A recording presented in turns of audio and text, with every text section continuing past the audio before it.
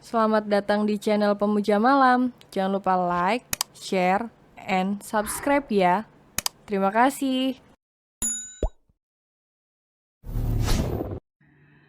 Chapter 39. Rasa sakit. Bara mengendarai mobilnya pelan memasuki halaman rumah, memarkirkan mobil di belakang sebuah mobil putih. Bara keluar dari mobilnya dengan rasa heran. Ia memicingkan matanya, menatap mobil yang terparkir di teras itu. Tentu saja ia begitu familiar dengan plat mobil tersebut. Hatinya mulai was-was dan berdetak tidak enak. Dengan langkah kaki cepat, lelaki tinggi tegap itu memasuki rumah.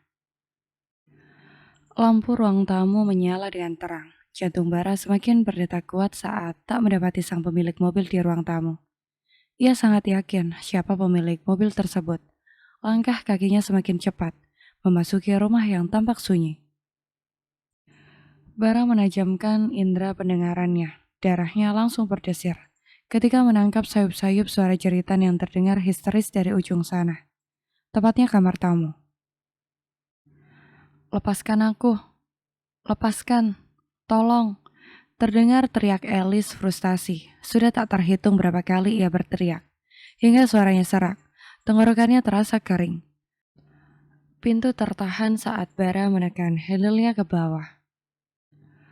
Terkunci dari dalam. Sialan. Gumamnya mulai emosi mendengar suara Alice yang masih terdengar histeris di dalam. Wanita itu masih meronta-ronta, melepaskan dirinya dari gungkungan tangan kekar Gavin, yang kini dengan kasar mengoyak baju yang ia kenakan.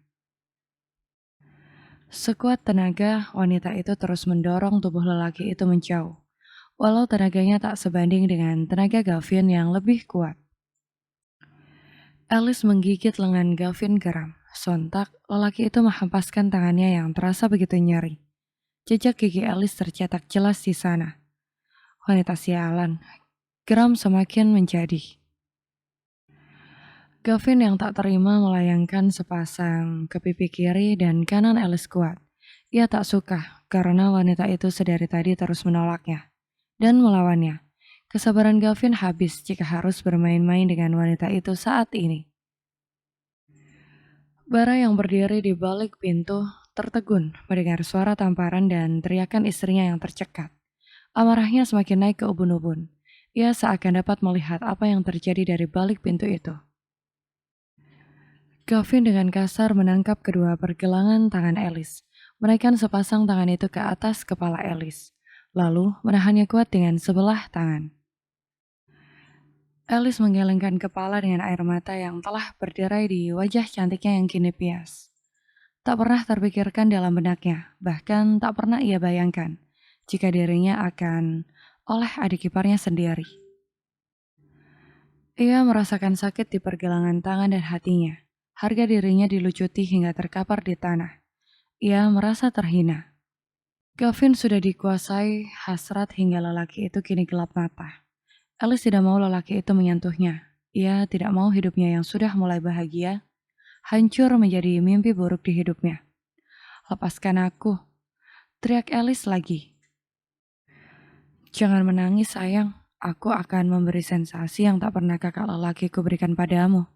Aku yakin kamu akan menjadi ketagihan dengan," ujar Gavin seakan mengejek. Sekali tendangan, pintu kamar yang terkunci itu langsung terbuka. Terhantam dinding begitu kerasnya, menampilkan Bara yang berdiri dengan api kemarahan yang sudah melingkupi seluruh tubuhnya, berkobar panas dan menjalar. Sontak Gavin yang sedang menikmati, yang sedang meronta-ronta di bawahnya pun terdiam dan menoleh.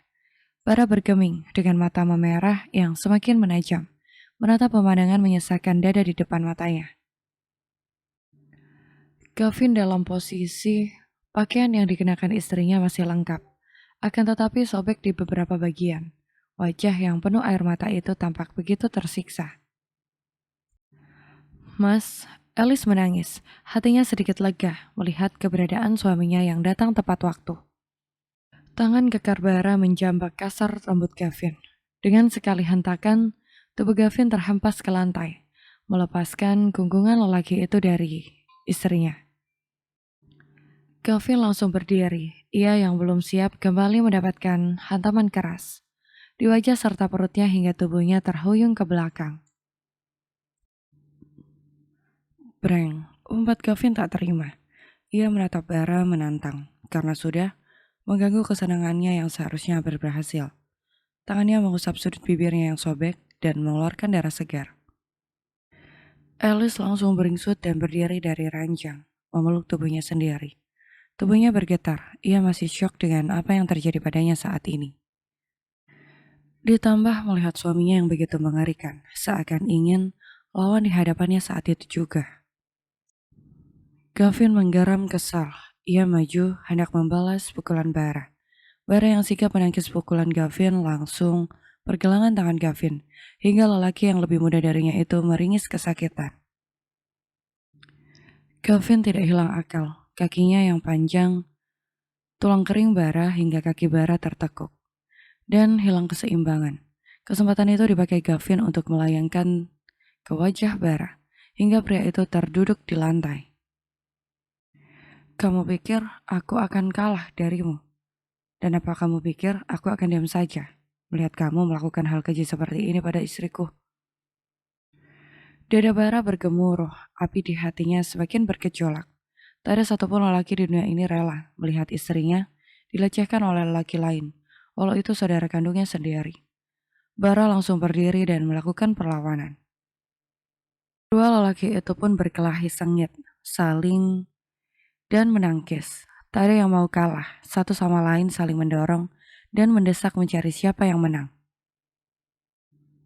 Alice menjerit histeris dan mundur beberapa langkah saat tubuh Gavin terlempar tak jauh darinya. Tubuh lelaki itu terlentang dengan posisi Bara di atas yang terus membabi buta. Apa kau sudah hilang akal hingga ingin menodai istri dari kakakmu sendiri? Apa tak ada lagi perempuan di dunia ini yang dapat kamu jadikan mainan, hah? Bentak Bara murka. Mas, Alice menjerit tertahan saat Bara semakin brutal. Wajah Gavin hingga lelaki itu tampak bengap dan tak berkutik. Mas sudah, nanti ia bisa. Ujar Alice panik. Ia tak ingin suaminya hilaf hingga nanti hidupnya bisa berakhir di penjara. Biar dia sekalian, sahut lelaki itu penuh emosi. Mas, Alice memberanikan diri menarik tubuh suaminya berdiri agar menyingkir dari Gavin di bawah sinar lampu kamar yang tidak terlalu terang. Gavin memegang dadanya yang terasa sesak. Ia terbatuk. Darah dari mulutnya berceceran di lantai, wajahnya kini penuh memar. Dalam hitungan detik, lelaki itu pun tergeletak di lantai, tak sadarkan diri. Alice tersentak kaget. Dada Bara masih naik turun dengan cepat. Pandangan matanya masih begitu tajam, bagai hewan buas yang belum puas mengoyak tubuh mangsanya. Apa ia mati? Bara melirik wajah istrinya yang mengernyit menatap Gavin. Hati lelaki itu semakin terbakar panas, mendapati rasa iba di binar mata istrinya.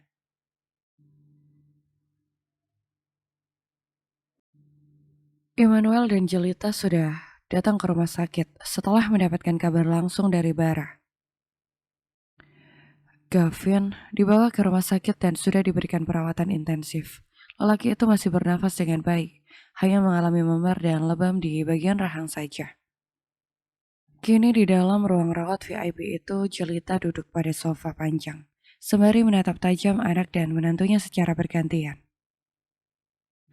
Kening wanita parubaya itu sedikit berkerut, mendapati pipi istrinya dari anak pertamanya itu dalam kondisi yang memerah di kedua sisi. Sudut bibir juga sedikit terluka. Alice juga sudah mendapatkan perawatan atas luka-lukanya. Wanita itu kini tertunduk antara takut dan malu. Sekarang jelaskan pada kami, apa yang terjadi? Kenapa kamu, adikmu hingga seperti itu? Tanya Immanuel tegas. Ia mendapatkan penjelasan dari dokter bahwa putra bungsunya itu dalam kondisi di bawah pengaruh alkohol. Immanuel tahu dengan pasti masalah yang sedang dihadapi putranya saat ini. Hanya saja ia tak menyangka jika Gavin akan berakhir seperti ini. Bara Alwan Apsarah, jelaskan semua ini. Ujar Immanuel lagi karena geram melihat keterdiaman keduanya. Jelaskan apa, Pah? Anak bungsu kesayangan Papa itu pantas mendapatkan itu semua. Saud Bara dengan rahang yang menegang. Kami juga berhak tahu alasan apa hingga kamu hampir saja adikmu sendiri. Apa kamu tak menganggap kami ini orang tuamu lagi? Gavin datang ke rumahku. Ia melecehkan dan mencoba istriku. Sekarang katakan padaku, aku tak berhak memberinya pelajaran atas sikap kurang ajarnya itu. Jelas Bara yang cukup sukses membuat Immanuel dan Jelita tersentak kaget. Apa? Gavin hampir istrimu? Bagaimana mungkin? Ucap Jelita seakan tak percaya. Ia benar-benar tak menyangka putranya akan bertindak terlalu jauh hingga melakukan hal yang hina itu. Kenapa tidak mungkin? Kenyataannya memang begitu. Apa Mama mau membela Gavin? Bukan seperti itu. Maksud Mama, kenapa harus istrimu? Jika Gavin membutuhkan wanita, masih banyak wanita yang sama cantiknya dengan Alice. Kenapa harus? Karena Yona adalah Alice. Jelas Bara singkat. Apa? Jelita kembali tersentak kaget. Ia menatap ke arah menantunya itu dengan tatapan tak menyangka. Pantas saja, aku merasa familiar dengan wajah itu. Jika Yona adalah Alice, maka Noah. Hatinya berbicara. Bara mengusap wajahnya kasar, jiwanya masih diliputi deru amarah.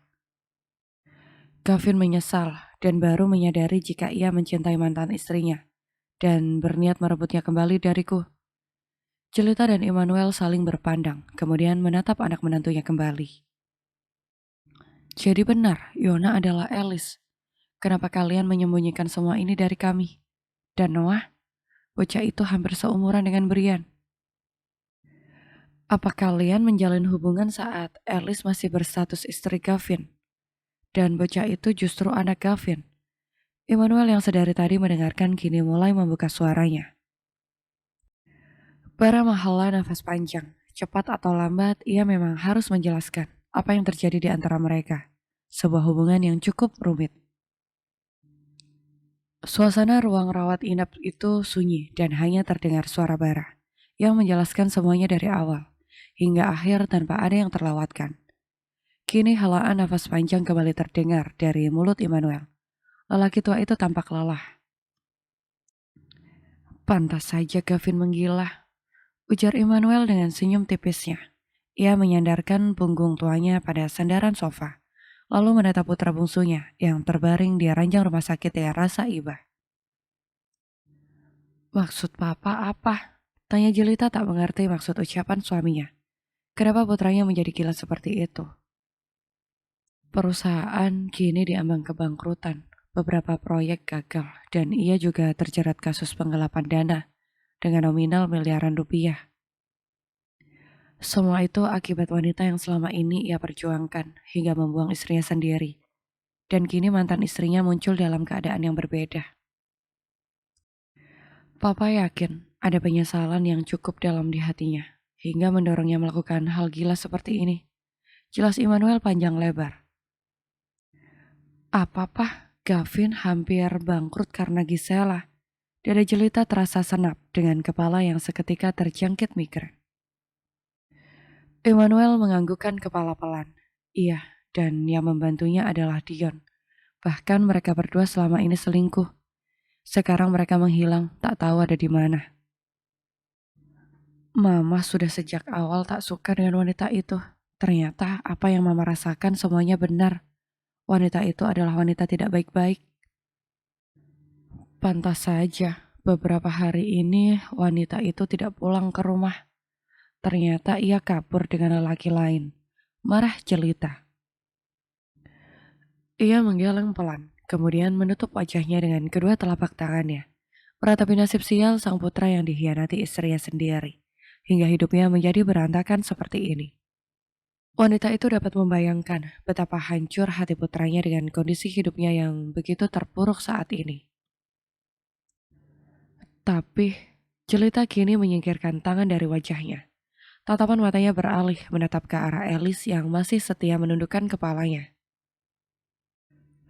Gavin tak akan mungkin berbuat nekat seperti ini jika tak ada yang mengundangnya untuk datang kan?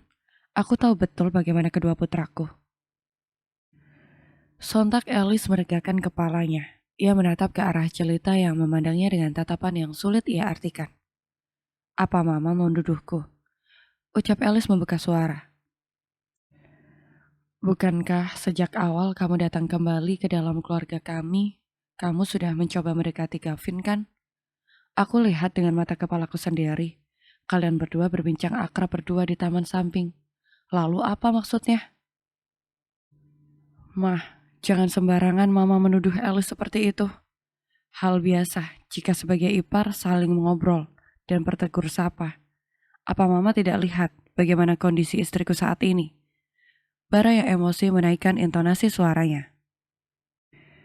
Kamu membentak mama, Bara. Kalian berdua menjadi bodoh hanya karena satu orang wanita. Apa kalian pikir di dunia wanita hanya ada dia saja? Hingga kamu tega adikmu sampai terkapar begitu. Marah Jelita tidak lagi dapat ia kontrol. Ia menunjuk-nunjuk wajah Alice dengan sarkastik. Alice menggigit bibir bawahnya erat, sakit. Itulah yang sedang dirasakan Alice saat ini. Ia ingin menjawab semua tuduhan yang dilimpahkan padanya. Siapa yang mengerti isi hatinya? Siapa yang bisa merasakan rasa sakit yang ia rasakan selama ini? Tak akan ada yang bisa mengerti rasa yang ia rasakan, kecuali orang itu pernah berada di posisi yang sama dengan dirinya. Immanuel kembali menghela nafas panjang. Mah, cukup. Ini rumah sakit dan jangan membuat masalah ini semakin panjang. Tegur Immanuel.